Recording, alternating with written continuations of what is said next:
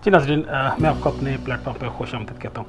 नाज़रीन, इंसानी ज़िंदगी में बल्कि कौमों की ज़िंदगी में, माशरे में और समाज में, तहज़ीबों में जो अरूज है, जो ज़वाल है, जो तरक्की है, जो खुशहाली, अमन और सलामती है, ये कई सारी चीज़ों के साथ एसोसिएट है।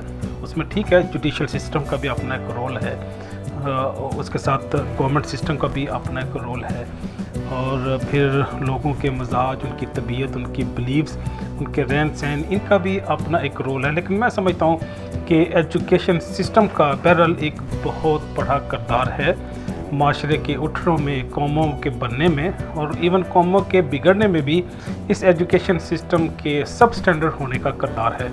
तो हम अगर जनरली जायज़ा भी लें, ठीक है, हम डीप कोई प्रोजेक्ट, रिसर्च प्रोजेक्ट अगर डिज़ाइन ना भी करें, वैसे ही हम एनालिसिस कर लें ऐसी कौमों का, ऐसे लोगों का कि जो तरक्की के धारे में जो ऊंचाइयों पे हैं, जो आगे से आगे बढ़ते चले जा रहे हैं, इनके अगर चंद एक पैरामीटर्स हैं जिनकी बुनियाद पे हम इवेलुएट करते हैं कि कौन सी कौमें, कौन से लोग, कौन से माशरे वो डेवलप हैं, उनकी फैसिलिटी के अतबार से, उनके रहन सहन की स्टैंडर्ड के अतबार से, उनके जुडिशल सिस्टम इंफ्रास्ट्रक्चर से हम इवेलुएट करते हैं।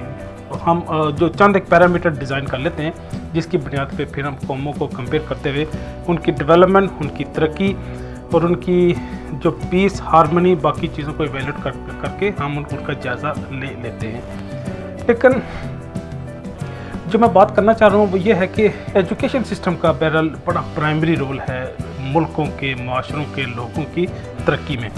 और ये जो एजुकेशन सिस्टम है, एजुकेशन सिस्टम को मेरी टीम ने यहाँ पे 7 डिफरेंट जो टाइप्स हैं या कैटेगरीज हैं या क्लासेस हैं वो मेरे सामने यहाँ पे कंपाइल करके पुट अप की हैं, जिनको वन बाय वन मैं आपके सामने पेश करूँगा।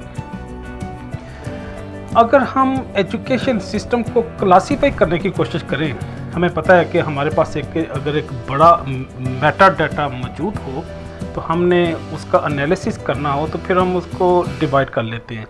हम उनके स्टेप्स, उनकी क्लासेस, कैटेगरी, सब कैटेगरी से डिवाइड करते हुए हम पूरा, चाहे जितना भी बड़ा मेटा डाटा हो, जितनी भी बड़ी इंफॉर्मेशन हो, कितना ही बड़ा वो सैम्पल साइज हो, लेकिन हम बहरहाल उसका एनालिसिस कर लेते हैं। तो यहाँ पे भी ऐसा ही है कि पूरी दुनिया के जो एजुकेशन सिस्टम्स हैं उनको हम 5 बल्कि 7 बड़ी बड़ी क्लासेस में डिवाइड करते हैं। इन क्लासेस के बाद फिर उनके सब क्लासेस भी हैं।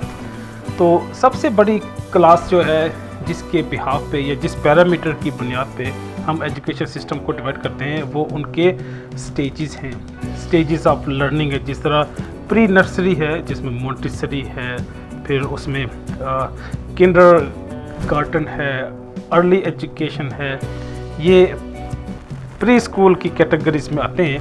उसके बाद प्राइमरी स्कूल है, फिर सेकेंडरी, फिर high school, college, university, graduation, post graduation. ये डिफरेंट स्टेजेस हैं जिनकी बुनियाद पे हम एजुकेशन सिस्टम को कैटेगराइज करते हैं या क्लासीफाई करते हैं। जो दूसरा पैरामीटर है या दूसरा मोड है जिसकी बुनियाद पे हम एजुकेशन सिस्टम को क्लासीफाई करते हैं वो उसका मोड ऑफ डिलीवरी है। मोड ऑफ डिलीवरी मीन वो फॉर्मल स्ट्रक्चर्ड एजुकेशन हो सकती है जहाँ पे टीचिंग स्टाफ है, फैकल्टी है, क्लासरूम है, लाइब्रेरी, जिम्नेजियम, ऑडिटोरियम, ये सारी चीज़ें मौजूद हैं, इंफ्रास्ट्रक्चर है। वो एक स्ट्रक्चर्ड फॉर्म में हमारे पास एजुकेशन का सिस्टम मौजूद है। तो दूसरा जो है वो नॉन फॉर्मल है। नॉन फॉर्मल मीन वो कम्युनिटी बेस्ड है या वो कंटिन्यूस एजुकेशन का या अडल्ट एजुकेशन का प्रोग्राम है कि जो कोई सोसाइटी, कोई ट्रस्ट, कोई एनजीओ उसको लुक आफ्टर करती है। गवर्नमेंट लेवल पे भी कई सारे ऐसे इंस्टीट्यूशन हैं जो इन नॉन फॉर्मल एजुकेशन को कंटिन्यू या लुक आफ्टर करते हैं। तीसरा जो इनफॉर्मल एजुकेशन सिस्टम है इसी मोड ऑफ डिलीवरी में, इस सिस्टम में इसको ऑर्गेनिक सिस्टम भी कहते हैं, जिसमें किसी भी इंसान के, उसके पेरेंट्स, उसकी मॉम, उसकी डैड, उसकी फैमिली उसकी सोसाइटी, कम्युनिटी मिल के एक शख्सियत को डेवलप करते हैं, उसका करैक्टर बिल्डिंग करते हैं। उसके बाद वो उस माशरे का, उस कौम का, उस फैमिली का एक प्रोडक्टिव पार्ट बन जाता है। जो तीसरी क्लास है वो, या तीसरी हमारे पास कैटेगरी है, या तीसरा जो क्राइटेरिया है जिसकी बुनियाद पे हम एजुकेशन को, उनके सिस्टम को डिवाइड या सब डिवाइड करते हैं, वो पर्पस है, वो फंक्शन ऑफ एजुकेशन है कि किस फंक्शन के लिए हम पूरे एजुकेशन सिस्टम को खड़ा किया है या उसको एस्टेब्लिश किया है। जनरल हो सकता है जिसमें हम जनरल इंफॉर्मेशन लोगों को देते हैं, वो चाहे उनकी अपनी रहन सहन के हवाले से हों, या मैथमेटिक्स के हवाले से हो, या ज्योग्राफी, जियोलॉजी, इस तरह की इंफॉर्मेशन हम लोगों को देते हैं। दूसरा वोकेशनल है। वोकेशनल में हम पर्टिकुलर स्किल, प्रोफेशन डेवलप करते हैं लोगों में, लर्नर में, स्टूडेंट्स में। वो प्लम्बिंग हो सकता है, इलेक्ट्रीशियन है, फिर और ड्राइविंग के अतबार से मैकेनिकल हो सकते हैं, पैरामेडिकल के कई सारे कोर्सेज ये वोकेशनल ट्रेनिंग इंस्टीट्यूशन में या वोकेशनल एजुकेशन सिस्टम में आएंगे। इसी पर्पस और फंक्शन के अतबार से जो क्लास है, जो तीसरी सब कैटेगरी है, इसमें स्पेशल एजुकेशन है। हमें पता है कि कई सारे ऐसे स्टूडेंट्स, लर्नर हैं, वो स्पेशल किड्स हैं या स्पेशल स्टूडेंट्स हैं, उनकी नीड भी फिर स्पेशल होगी। तो ऐसे हैंडीकैप स्टूडेंट्स के लिए फिर फैकल्टी भी अलग होती है जिनकी पर्टिकुलर ट्रेनिंग होती है और वो पर्टिकुलर स्किल डेवलप करते हैं स्टूडेंट्स में। एडल्ट एजुकेशन है, जो बड़े हैं जिनको कंटिन्यूसली अपने स्किल को रिफ्रेश करने की ज़रूरत होती है, वो इस एडल्ट एजुकेशन में आएंगे। फिर आखिरी इसी कैटेगरी में जो पर्पस और फंक्शन के अतबार से हम क्लासीफाई करते हैं, वो स्पोर्ट्स है, रिक्रिएशनल एक्टिविटीज़ हैं, वो चाहे हंटिंग हो, फिशिंग हो, फिर स्विमिंग हो, इस तरह के स्किल, रिक्रिएशनल स्किल्स या डिफरेंट स्पोर्ट्स की जो एक्सपर्टीज़ हैं वो हम अपने लर्नर्स में, स्टूडेंट्स में, स्पोर्ट्समैन में डेवलप करते हैं। जो चौथा सिस्टम है वो कंटेंट पे डेवलप पे डिपेंड करता है कि जो कंटेंट मैटर है, जो सब्जेक्ट्स है वो कौन से हैं कि जो हमने अपने ऑडियंस को, अपने स्टूडेंट्स को, अपने लर्नर को डिलीवर करने हैं। एक टर्म यूज़ होती है स्टीम, STEM, उसमें साइंस, टेक्नोलॉजी, इंजीनियरिंग और मैथमेटिक्स। ये 4 सब्जेक्ट्स जो हैं वो हम लर्नर में, स्टूडेंट्स को उसमें एक्सपर्टीज़ उनकी डेवलप करते हैं। और जब ये 4 एक्सपर्टीज़ आ जाती हैं तो यूजुअली वो अपनी रोज़मर्रा की ज़िंदगी में कई सारे ऐसे काम कर सकते हैं जो अमूमन इसके बगैर उनके लिए करने मुश्किल होते हैं। दूसरा इसी जो सब्जेक्ट बेस है या कंटेंट बेस है वो ह्यूमैनिटीज़ है। ह्यूमैनिटीज़ के हमें पता है ये एंथ्रोपोलॉजी है, फ़िलासफ़ी है, सोशियोलॉजी है, ये सारे ह्यूमन साइंसेज में आते हैं। तो ये ह्यूमन्स के सारे सब्जेक्ट या सारे कंटेंट इसी एजुकेशन सिस्टम की सब क्लास में आ जाएंगे। फिर तीसरा सोशल साइंसेस है। सोशल साइंसेस हमें पता है साइकोलॉजी है, फिर इसमें पॉलिटिकल साइंस है, इकोनॉमिक्स है, बिजनेस है, ये अमूमन इस कैटेगरी में सोशल साइंस में आ जाएंगे।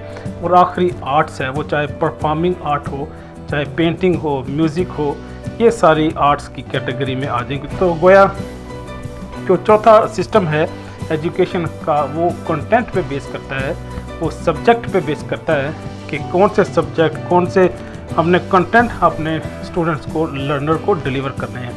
जो पांचवा है वो लर्निंग इन्वायरमेंट पे बेस करता है कि किस तरह की इन्वायरमेंट में हम अपने स्टूडेंट्स को, लर्नर को ट्रीट करते हैं या उनको ट्रेन करते हैं। एक तो ट्रेडिशनल क्लासरूम मेथड है कि स्टूडेंट्स आएंगे, अटेंडेंस होगी, टीचर्स डिलीवर करेगा, प्रोजेक्ट होंगे, उसमें असाइनमेंट्स भी होंगी, ये एक ट्रेडिशनल क्लासरूम मेथड है। फिर आजकल एक और नया सिस्टम इवॉल्व हुआ है गुज़श्ता कोई 30 साल से या 40 साल से, जो ऑनलाइन लर्निंग है, वर्चुअल एजुकेशन है, डिस्टेंस लर्निंग है। ये मेथड दुनिया में राइज हो चुका है और इस लर्निंग ने एक बड़ी तब्दीली बर्पा कर दी है। इवन कई सारे अक्सर पेशतर यूनिवर्सिटीज़ ने भी ऑनलाइन कोर्सेज लॉन्च कर दिए हैं। वही कोर्सेज का मॉडल आपको फिज़िकल भी अवेलेबल होगा और उसी का ऑनलाइन की फैसिलिटी भी आपके पास अवेलेबल होगी। और इसी की जो तीसरी सब कैटेगरी है वो ब्लेंडेड है इन दोनों का मिक्सचर होगा। कुछ कोर्सेज आपको जो स्ट्रक्चर्ड क्लासरूम में लेने होंगे और बाकी कुछ जो हैं वो आप ऑनलाइन वर्चुअली भी परफॉर्म कर सकते हैं या लर्न कर सकते हैं। जो छठा मेथड है वो रेगुलेटरी बॉडीज़ पे डिपेंड करता है कि उस इंस्टीट्यूशन को, उस पूरे जो एजुकेशन सिस्टम है उसको लुक आफ्टर करने वाला, उसकी पैटर्नेज करने वाला, फंडिंग करने वाले कौन सी ऑर्गेनाइजेशन है। तो ये कुछ पब्लिक ऑर्गेनाइजेशन होती है या पब्लिक इंस्टीट्यूशन है, कुछ प्राइवेट इंस्टीट्यूशन है। पब्लिक इंस्टीट्यूशन को डेफिनेटली जो गवर्नमेंट है, स्टेट है, वो फंड करती है, उनकी बजट को एलोकेट करती है। जो प्राइवेट हैं उनको प्राइवेट कोई ना कोई सोसाइटी, कोई बोर्ड ऑफ, कोई ट्रस्ट होगा, ऑर्गेनाइजेशन होगी जो उसको लुक आफ्टर करेगी। इसी का एक तीसरा फॉर्म भी है, तीसरी कैटेगरी भी है रेगुलेटरी बॉडीज़ की। जब हम क्राइटेरिया डिसाइड करते हैं, ये चार्टर्ड एजुकेशन सिस्टम है, ये चार्टर्ड इंस्टीट्यूशंस हैं। इनकी फंडिंग अगरचे गवर्नमेंट करती है, लेकिन ये अपनी मैनेजमेंट में, अपनी रिक्रूटमेंट में, अपनी अकाउंटिंग में, बाकी जो इनके डिसीजन है उसमें इंडिपेंडेंट होते हैं, उसमें गवर्नमेंट का कोई रोल नहीं होता। तो गोया हमें पता है कि एजुकेशन सिस्टम की जब हम बात करते हैं तो वहाँ पे सिंडिकेट भी होगी, बोर्ड ऑफ स्टडी भी होगा, वहाँ पे रिसर्च एंड डेवलपमेंट भी होगी, अकाउंटिंग होगी, एग्जामिनेशन डिपार्टमेंट भी होगा, रजिस्ट्रार ऑफिस होगा। ये सारे मिलके पूरे एजुकेशन सिस्टम को एस्टेब्लिश करते हैं।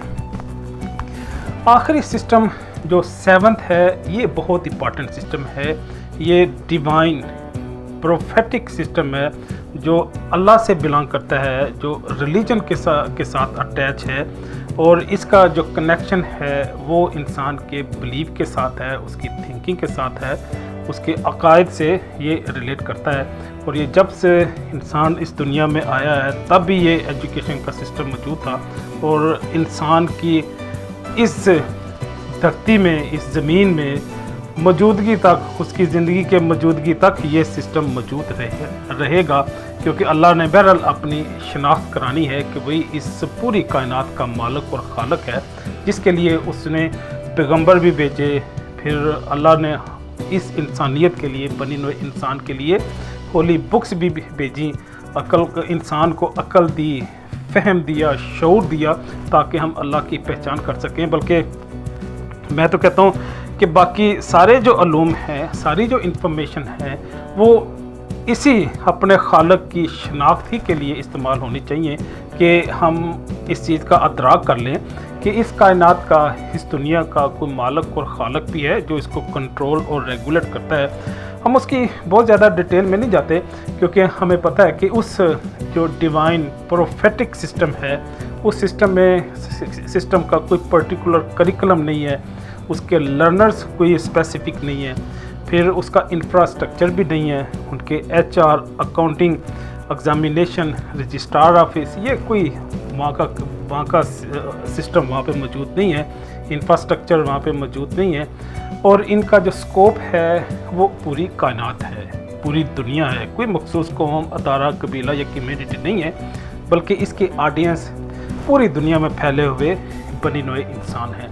तो गोया ये 7 डिफरेंट एजुकेशन सिस्टम है जिनको हमने एक मखसूस क्राइटेरिया के तहत क्लासीफाई किया, और इन राइटिंग फॉर्म में भी हम जो मेरी टीम के लोग हैं इनको आपके सामने डिस्प्ले कर देंगे। इसके जो कमेंट्स या डिस्क्रिप्शन में भी इसको ऐड कर देंगे, ताकि अगर फर्दर इसकी डिटेल आप जानना चाहें तो वहाँ से आपको इसकी इन्फॉर्मेशन मिल जाएगी। इजाज़त चाहूँगा। अल्लाह हाफ़िज़।